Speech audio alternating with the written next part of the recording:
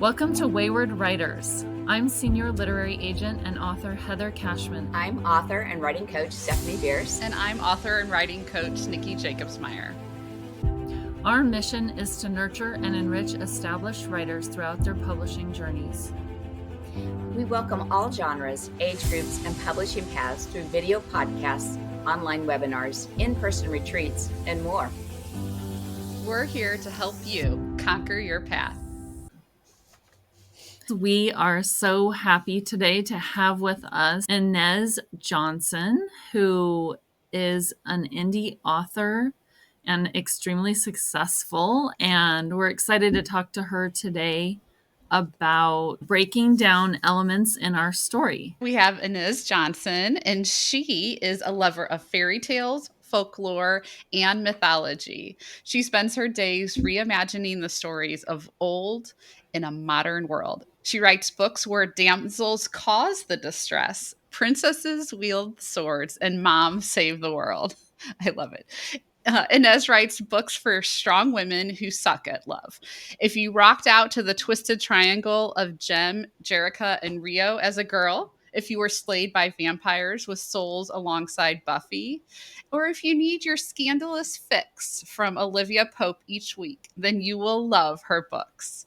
Aside from being a writer, professional reader, and teacher, Inez is a bad Buddhist. She sits in sanya each week, and while others are meditating and get their Zen on, she's contemplating how to use the teachings to strengthen her plots and character motivations. Inez lives outside Washington, D.C. with her two little sidekicks who are growing up way too fast. And I hear you there about the sidekicks. Welcome. Hi, guys. Thank you so much for having me on today. Thank you for being here. Yes. So can you start off by just sharing with us your path on how you became such a successful indie author, please? I was an overnight success. It just took me 5 years to get there. Oh, yeah. As it happens in this industry.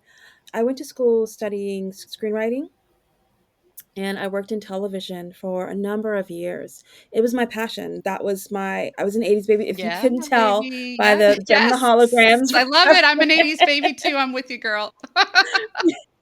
So I loved our television. Like, we got the best shows. We got shows that taught us. We got shows that helped to form, that gave us a moral code, right? Yeah. And so it gave us so much in common and so much to talk about and so many lessons that we were like, I wouldn't do that because the Snorks wouldn't do that. Or I learned that last week on the Gummy Bears or something, right? And so I loved our television, and I knew that was storytelling, and I knew that's what I wanted to do. I wanted to be a storyteller. I first told stories with words and pictures and sounds, but I'd always been a voracious reader, and I loved romance. Like, when I was like 12, my godmother, in her pantry, there was only books. There were no canned goods. There were no boxes. She had those really tiny little thin Harlequins. And I was allowed to read whatever I want because it was just like the waves crashing. Like, that was it. That was the extent. And I loved it. I love them so much. And I inhaled her books. And it sounds super smart, right? You get your dark chocolate and your romance, one-stop shop right there. Pretty much. At some point, I started teaching screenwriting and media production, and on the side, I was writing romances, but I wasn't putting them up or anything. But at some point, maybe in 2012, I decided to take it seriously, and I started to query, I started to submit things, nothing got accepted. But then I decided to self-publish. I saw all these women having these amazing stories, building empires on the Kindle and on the Nook. And I thought, I'm pretty tech savvy, let me try. And I published my first book in December of 2014, and it was just off with the races. That's awesome. That's very exciting. Congrats.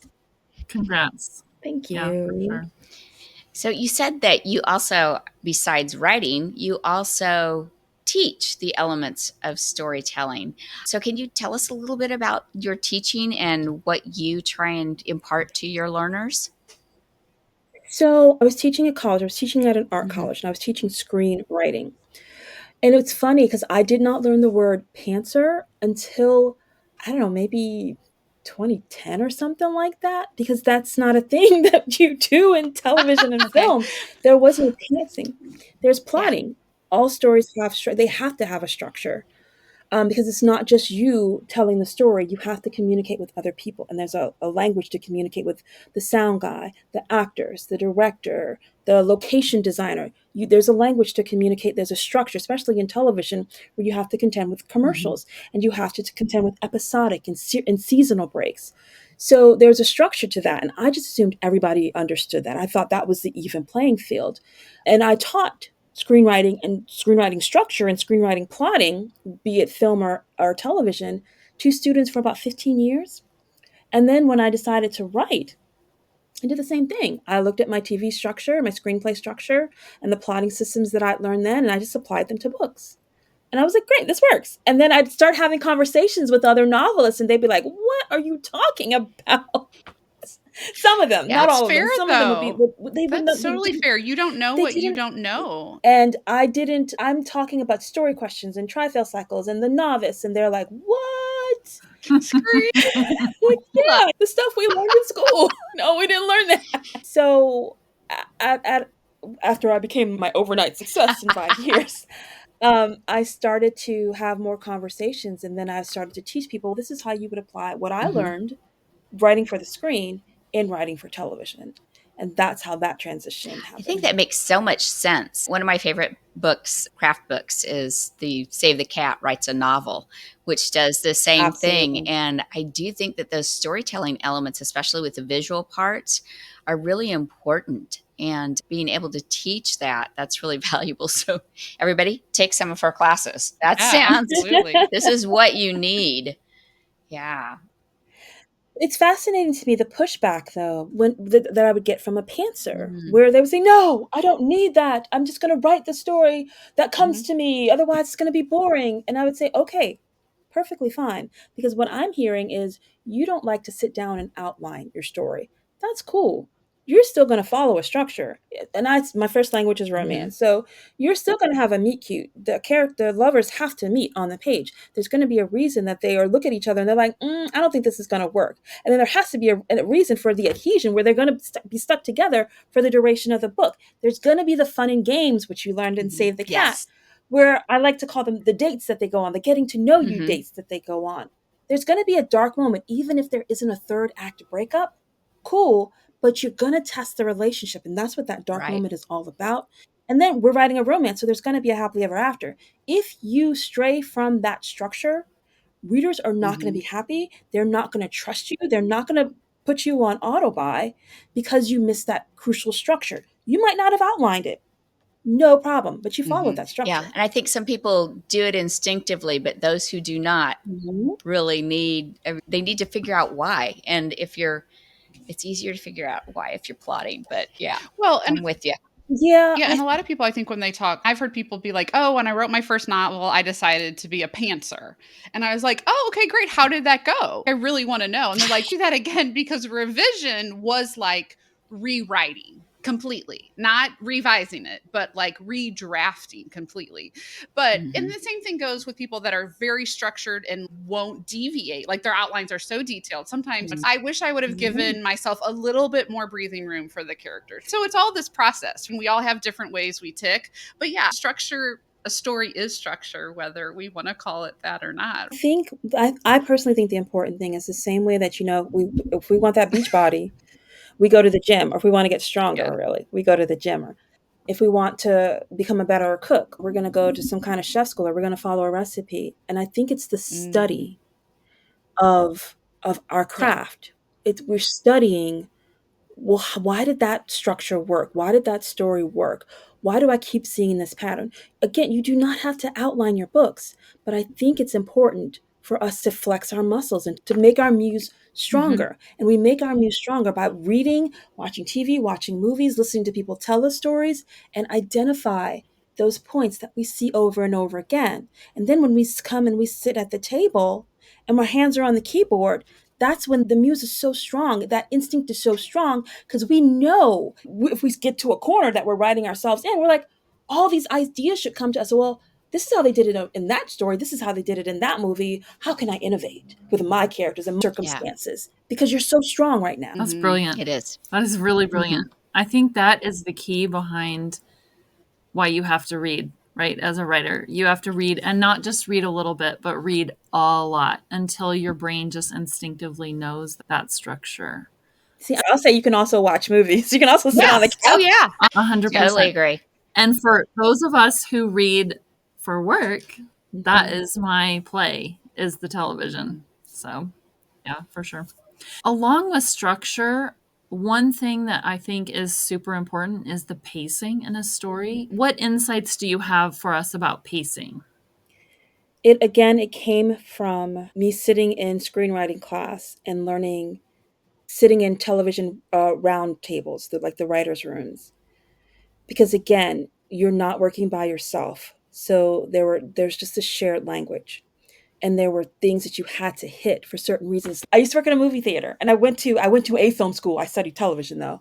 But they talk about the first 15 minutes of the film, and it's an unspoken rule that if you walk out of a movie in the first 15 minutes, you can get your money back. So there's things that you want to do in those first 15 minutes, the same way that you want to hook somebody when when the television show just starts. And there's all kinds of things that they do. My favorite example is like, if you Cheers. Yes. Do you Oh, remember that yeah. television show? Like, okay. And if you remember, like, Norm would always walk Yeah. in, and then he'd say Yeah. some kind of flip joke, and you'd laugh. That was preparing you for this week's episode. Yep. Friends did that. How I Met Your Mother did Mhm. that. It didn't necessarily have to be. The Big Bang Theory Yep. did it too. It Yeah, didn't yeah. necessarily have to be a part of this week's episode, but it got you back into that world, and you were like, "Oh Yep. yeah, I remember this Yeah. feeling. I'm gonna sit Mhm. and sit." Right. So it's techniques like that we learned about. It was all about the psychology of how to make somebody sit on their butt and stay there. I love that. So Mhm. So true. yes, Yeah. we learn things about like the beats of Mhm. certain types of stories. Like romance has beats, thrillers have beats.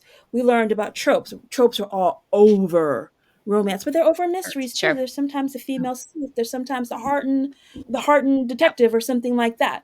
We learned about tri-fail cycles, which is really how you make sure that your middle isn't sagging, because the characters are going to go through. They make a plan, they meet an obstacle, they have a scene of growth, or maybe they have a scene of setback, and then they regroup, edit the plan, or make a completely new plan and do it again. It's a tri-fail cycle, and depends on how many tri-fail cycles do you have. How are you gonna with television and the commercial breaks?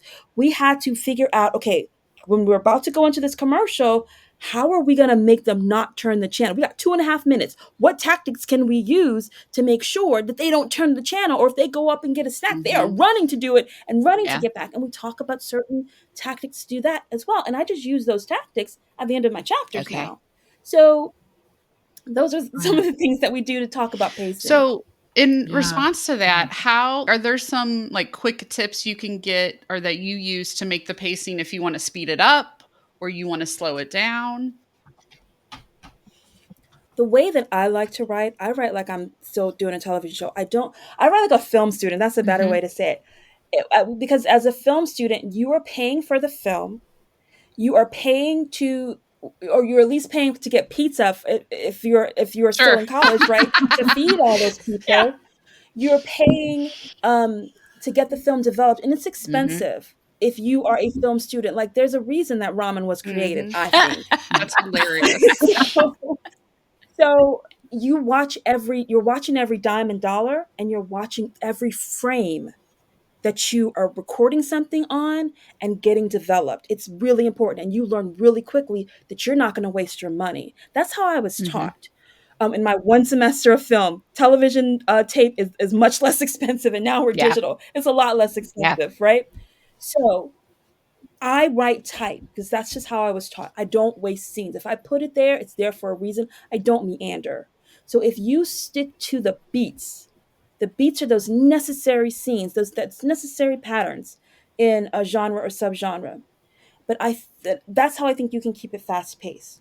If you want to slow things down, and you do need to slow things down because constantly having fast pace, constantly having someone at the edge of their seat, Sure. you do need to give them breathers because they're going to need to Mhm. think about it. Going to need to predict what might happen next and react when maybe they're wrong. So that's when you have those interiority scenes where there's inner monologue, or they're thinking, or they're reflecting. That's when maybe you have dialogue where people are talking and working things out, or dealing with subtext where they're saying one thing and then they're meaning another. That's when we did these things called location dramas, because I like to label everything. But we did these pieces in film and television school where you would show a location. There would be no dialogue, but you would learn to get a feel. You see this a lot of in documentary storytelling, where it's just they're looking at the location, and all they're like zoom in on a flower, and then on a path and the feet walking, just to slow things down for a minute. And you can do all of these things in your Yeah. writing. So that's how I think, if you just stick to the pacing points, to the beats, you're going to go fast. If you strategically introduce those things that I talked about, the interiority, the location, the dialogue, that can help to slow things down. Yeah. I'm kind of That's all brilliant. memorized right now, and be like, all right, we're cutting I I'm know. the so we're cutting the mesmerized. podcast, and I'm going to pay for your course. We're just Can we gonna. do it right I know. now? Like, You've sold I'm me. just So Really. I love all this about your fast pacing and your slow pacing, and I love the visualization, because I have to say I love Yeah. reading. I'm a voracious reader, but I also really love television and those scenes. And I think that's one of the ways that I write too. I write in scenes and see books in that way. And I like how you were talking about the fast, slow, fast. So what are there different genres that work better, different ways in pacing? I mean, a romance can't always be fast because you want some romance in there too. Do you pace different genres that you write different ways? I think that we're talking about romance as a Yes. whole, and then we're going to come down into the different Yes. subgenres of romance. So maybe we're talking Right. paranormal, maybe we're talking contemporary or historical. Those each are going to have different expectations. Like paranormal, if it's a shifter romance, like at some point there's going to be a show of power. Mm-hmm. He might growl and say, "She's mine." And at some point, his inner beast, be it a shifter, be it a werewolf, a vampire, a demon, they're going to have that show of power, and that's going to come out. In contemporary romance, maybe you have small town, and a lot of times with small town, there's quirky neighborhood Right. characters, or the town becomes a character, and then there's themes that keep coming. Same with historical romance. There's probably a ball, right? They're probably going to promenade, right? So there's expectations that you want to keep a look at.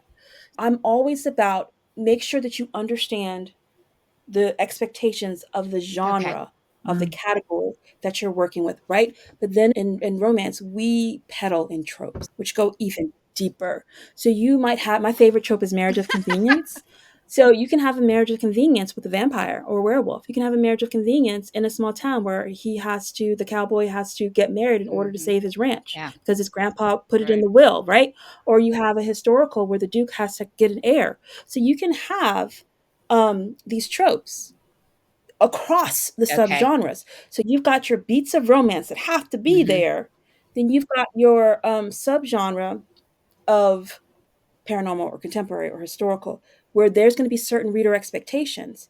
And then you've got the tropes that has its own expectations of scenes that are going to happen. That's how I like to think of it. I start top and then go the middle and then go to the bottom. And then we see on TikTok and Instagram where there are even micro tropes where it'll be like the newest one is his wife, when people just get the shivers when he says, "What did my wife say? Give my wife anything that she wants." Or the touch her and die. These even smaller tropes where they just want these Okay. moments in there, right? So that's the deepest that I've seen it go. But again, you guys know this information. You just don't know that you know it. As a voracious reader, you see it. I'm just that nerd. Oh, did you see them do I that? love that you've broken that all Yes. down, Fine, though. I'm It's enjoying this. I know, it's fantastic. incredible. So It's for our incredible. listeners, like, It is where incredible. is there like a resource that you have studied that you recommend for people to learn about these tropes and micro tropes and Well, I think beats? her class ought to Right. be one. Which Yeah, one? no, All of them? I Absolutely. haven't Yeah. found someone as nerdy as me that has dove this deep. So you can find like one of my favorite resources is Gwen Hayes' Romancing the Yes. Beat. Yeah. Oh yeah. Jennifer Hilt she has a trope thesauruses. I can't say the word. That's trope thesaurus. And I Yeah. think it was Cindy Dees. I haven't read her stuff yet, but she came out with some other trope books. Theodore Taylor does the Universal Fantasies. She calls it seven figure fiction, but it's about her theory of the universal fantasy. So those are some general ones. What I like to do, I just like to sit down I started sitting down and breaking these tropes down, like starting with my favorite, like marriage of convenience is my favorite. So I talk about the beats of romance that have to be there. Then I talk about the different types of marriage of convenience. Like maybe there's an actual marriage where a ring goes on a finger, or there's fake dating, or there's fake fiance. Mhm. So the different Mhm. levels of it. And then I love to talk examples. And a lot of times when I'm giving examples, I talk film or television. So I go through the examples, my favorite marriage of convenience films. And then I talk about the universal fantasies. Why does someone like this marriage of convenience stuff? Some of us, a lot of us want the easy button. We want somebody to choose our perfect mate for Yeah. us, right? And then Absolutely.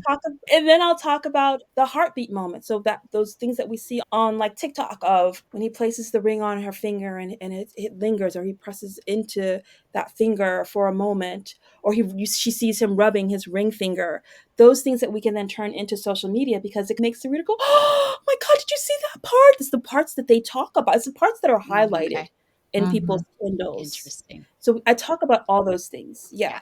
Yeah. This is really Well, interesting, and I Yes. really appreciate you sharing all of this with us. I really do. So, When you were talking about like the beats and the tropes and what the readers are expecting and things like that, do you ever feel like you're being pigeonholed and like you can't be as creative because you have to do these certain things due to whatever genre? For you it's romance, but do you ever feel like that?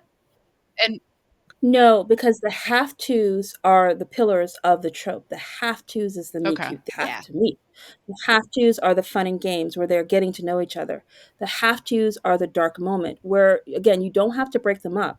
But from you might people might disagree with me on the dark moment, but I think that you just like we ended happily ever after, which is the other half too. We ended happily ever after. Like, how do I know that they're going to Mhm. stay together? Have you ever read a book where you're like, I'm not so sure they're gonna make it? I bet you there was no dark moment. So Mhm. we haven't seen the relationship get Mm, Okay. okay. tested. Yeah. That's a great way to put But it. there's so much creativity that you can do within those Mhm. moments. There's so much differences in characters and Absolutely. interactions that you can do. It seems like you could never get bored with that. Yeah, look, we were just talking about some of the overarching categories of like contemporary, historical, and then we just focus on one trope that you could do in all Right, of those and you would do them Mhm. differently. right. And there's hundreds of tropes. There's dozens upon dozens of subcategories. And then you take a character who you start thinking about their inner wounds. So maybe the heroine thinks that she's unattractive and the hero thinks that he's a man whore, but then maybe the next time you have more of a beta male or a man who is more of a cinnamon roll, and the heroine is more, she's the more dominant Mhm. one. So you have all these personalities that you could just see in your inner Sure. circle. And so you've got these different categories, you've got these different tropes, you've got these different universal fantasies, and then these different personalities. It's Mhm. endless. If And anything, it's giving you like you said, pillars, like some That's guidance, like a little a like, okay, framework. I can do whatever it is, Yeah. right? But at least I know I'm absolutely. hitting where I need to be. That is actually the structure and what the reader wants, what they're buying your book for, right? Yeah, I'm Yeah. only telling you what the readers are responding to because people will go in there and do a whole that's the artistry of it. I used to teach at an art school, so I had to figure out how to can you imagine grading No. artists? Mm-mm. How do you grade artists? I remember when I came up across my first test, I was like, how am I gonna grade this? What if I don't like it? Whether I like it or not has no Yeah. bearing on somebody's grade. That's when I started to look at the Mhm. competencies. So any teachers out there will know what I'm talking about. So if a teacher is doing a painting teacher, is if they're painting and they've given a painting assignment and they've only given them the raw materials, if you don't know what colors make purple, you're gonna fail the test. But you can have light purple by adding more Mhm. white. You can add brown to a purple and see what that does. So you need the basic build, but then there's so Yeah. much that you can just play with. So, you talking about TV made me think of myself as a television viewer, which I mean, I consume not that much TV. That's my relaxing time. And okay, so I have experienced in my life that there are some shows where it's okay, I could watch an episode or two, but then there's some shows when I just want to sit and watch it until 3 a.m. and I'm Binge the whole absolutely falling series. asleep and I'm still How many eating of those shows with popcorn. Shonda Yeah. Rhimes? Oh yeah. Yes. So like, Yes. or I love Bridgerton Yeah, who or doesn't? whatever. Anyway, so I feel like you have so many of these talents of taking your film knowledge and creating great books with them. So how do you make a book binge worthy? Like, how do you make a book something that's bingeable? My answer is going to be boring. I really think it has to do with structure, Mhm. and really structure is what the readers, we see the readers keep going back for these books. Okay, here's a different answer.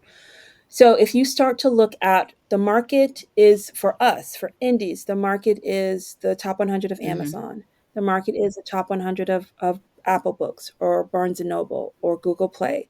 That's the top 100 for us because that's what the readers are clicking and buying and putting on, reading an ebook and maybe in print as well, but really an ebook because Mhm. that's really where we shine. Mhm. So if you start to look, constantly look at that, and you start to pick out the patterns. Oh wow, look, another hockey romance. Oh my Oh, gosh, another hockey yes, the romance. Oh, hockey. and yet another hockey There's some good ones out romance. there though. But so you start to look at that, but then you also you're looking at, okay, is this a series of hockey romances? Then I need to figure out what's happening because maybe in that series, the hockey romance, it automatically comes with like a found family Yeah. because there's a team, right? Mafia romance is really popular right now. Guess what mafia is? Yeah. So I think that's one of them for today. Found family is Mm. huge. And I wonder if, I mean, found family has been huge a lot because contemporary romance, we see a lot of found family in like small towns and stuff like that. Regency and in Mhm. Victorian, we're still seeing the ton, right? Which is more Yeah. connections and found family. I think people want those connections. I don't think that ever goes away, but sometimes it just gets really fever pitch. And I think that's one of the things that's today is making books binge worthy. Sometimes you see cinnamon roll heroes, sometimes you see alpha, sometimes women want someone to take charge, sometimes they want someone who will listen to them. But I think it's that we always want our feelings put forward and validated, and when we see a hero who does that, we will keep reading that author. So those are some of the things that I look Mhm. for. I look at the top 100s and I look to see what's in there. What are the patterns that I can Mhm. see? It's a lot of romantic comedies because people want to Yeah. laugh, which is shocking that there aren't more romantic comedy movies coming out. But I don't Yeah. It know. is. I agree I with don't I know. do Do you too. think Because do I you I do you agree think with it's that. different, I want some right, for rom-coms. indie authors versus traditionally published authors in romance as far as what they're wanting? Because I read both and it seems like they're similar, like as into what's hot right now and what's being sold. I think indies move faster Oh yeah, that's yeah. by the absolutely. nature of, and I Yeah. think that's Okay. why I think we can stay on top of the Mhm. Hmm. market, which Mhm. is so visible to us. We don't really That's fair. see, from what I understand, because I'm not traditionally published, you don't really see your sales, especially not in real time. You see it in real time. Not only do you see it in real time, you see it every 10 minutes because these platforms are updating so fast. So I think that you're seeing where the market Mhm. is Yeah. going. You have direct communication with your readers and they have direct communication with you because we're building the newsletters, we're interacting on social media, they're talking to Mhm. us. So I think that there's some advantages that we have being Mhm. indie that trad doesn't readily Absolutely. have, so that we're like at the crest of the Yeah. wave. And I always think about, I had a friend who her publisher, her traditional publisher, came to her and was like, "Oh, I've been hearing about this paranormal women's fiction. You should write that." And paranormal women's fiction was like 4 years old Mhm. at the time. And so they're not necessarily. No, I digress. I think it was 2 years old at the time. I think paranormal women's fiction is about 4 years old, but it was 2 years old at the time. So people had already jumped Yeah. on this. If you remember what paranormal women's fiction was, it was some indie authors who had, some of them had some trad deals maybe, but they were primarily indie authors who were like, "Man, I'm tired of seeing these 20-year-old heroines when I'm going through menopause." And they wrote those stories about these Yep. women having a second cage, and it blew up. It became so popular. And then people who weren't in that original, I think it was original 16, who weren't in that original 16 of authors, they jumped on and made themselves a good chunk of money. And then 2 years Right. Yeah. later, child's like, something's going on. Yeah. That Yeah. ability to see what's It is a actually definite happening. advantage. So what do you see, right, coming up that you think you're going to be jumping on for us to read for your next story? That's the thing. There's some trends that just don't interest me. Like when I jumped with my sweet and wholesome pen name, Inez Johnson, I jumped on small town cowboys and I've made them military, but they were on a cowboy ranch. I jumped on that trend, which was really an evergreen. It was just rising at the time. I think there might have been like an annoyance of alphas at the time. Whatever, I'm not sure. But I jumped on that, and that made me a really great deal of money. And then I remember bully romance because it comes in waves, it goes in ebbs and flows. And bully romance got really huge, and I was like, I don't know if I could do this bully Yeah. stuff. I don't like it when he's Right. mean. And then it turned to mafia, and then there's now Oh the my hockey, gosh. like we were talking about. I feel is that on the way out though? That's I don't there's so know. many hockey. Possibly, we have to keep watching. Yeah. It's so Just to see. interesting. I just how, saw a like, couple of new hockey ones I hadn't seen before just yesterday. I was like, oh, wow, it's still coming. Hockey just came. This is at least its second go around because there are authors who wrote hockey years Okay. ago and they got a resurgence. Isn't that Oh, amazing that you nice. can write something and then it comes Yeah. back? It's amazing. Mhm. It's like styles. That's another advantage that indie has too, is that your books will still be out there and you'll be able to just catch that on the second go Catch round. it on the next wave. So this has been really interesting. And I was just wondering, when you're writing, what do you think it takes? And you've talked to us about the structure and everything. What do you think it takes to move that story up to next level? Do you have tips or tricks to help that author to get your top list reading instead of just being mid list to the top list? What do you You suggest? want them to talk about your book. Okay. You want them to talk about your books. And I think the two best strategies to do that are the universal fantasies Okay. and the heartbeat moments. Because you can take both of those and you can use them in your marketing. If, again, with marriage of convenience, if it's, again, the easy button and he chooses you, and your marriage is going to work no matter what, he puts that ring on your finger and he starts saying, my wife this and my wife that, or for that little micro trope. If you can start to use that in your marketing and you can get people like, what did you hear him say that? Or maybe making stickers of it or doing Okay. artwork, character art for it. I think that's what you're looking for. And again, you can be a pantser and you can write, and then you can go back and make sure that, okay, I know I put that universal fantasy in there because I was thinking about it as I was pantsing, but do I have enough of those heartbeat moments in Okay. there? Let me make sure. If I don't, I mean, you can write that. It's like it's barely a scene. It's a moment. You can put that in there.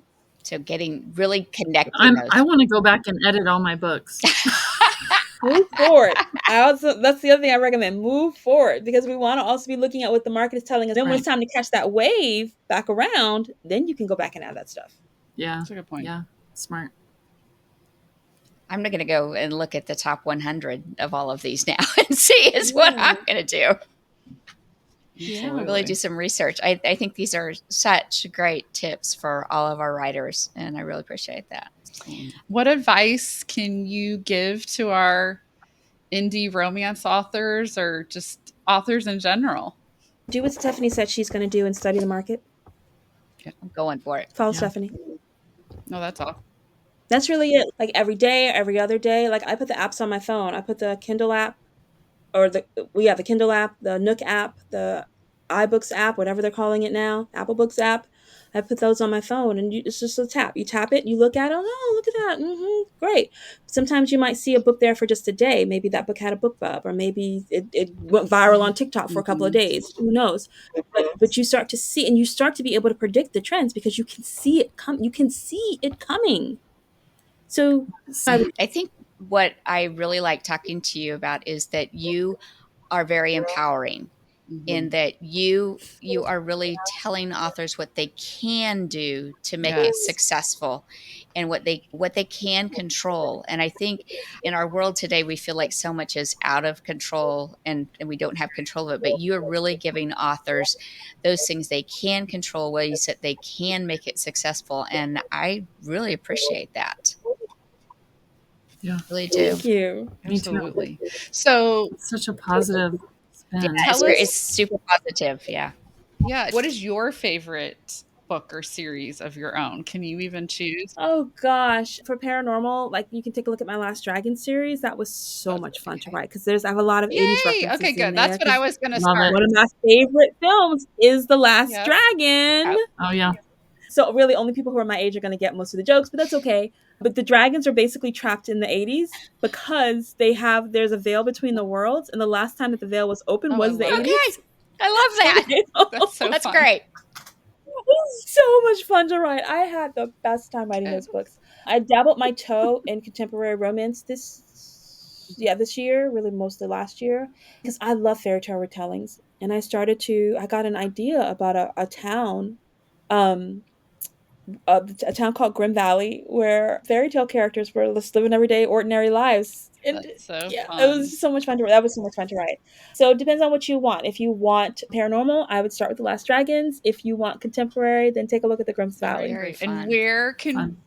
Oh, and if you are yeah. clean and wholesome, my pen name Shanae Johnson writes the clean and wholesome cowboys who are military heroes, and I wrote the Purple Heart Ranch, and yeah, that's selling better than my Ines books. But the first book in that is On His Bended Knee, where a wounded warrior and his unit, they basically moved to a horse rehabilitation ranch, and they're finally getting healing. But the ranch gets rezoned so that only families can live there, and they don't want to leave. So they all decide that they're going to get married, Ah, and there's all marriage of conveniences, and it's the best because marriage of That is conveniences is my awesome. favorite. Okay, that's great. great. So we can check you out at two Yes, places. This is awesome. And your yes, you can. classes. So this was so amazing. Thank you so much, Ines, for being with Yes. You us. guys are And I welcome. think I can speak Yes. for all three of us that we are all ready to go conquer our pasts because of you. So thank you so Yay! much for Thank being with you us. so Yay! much. Thank you.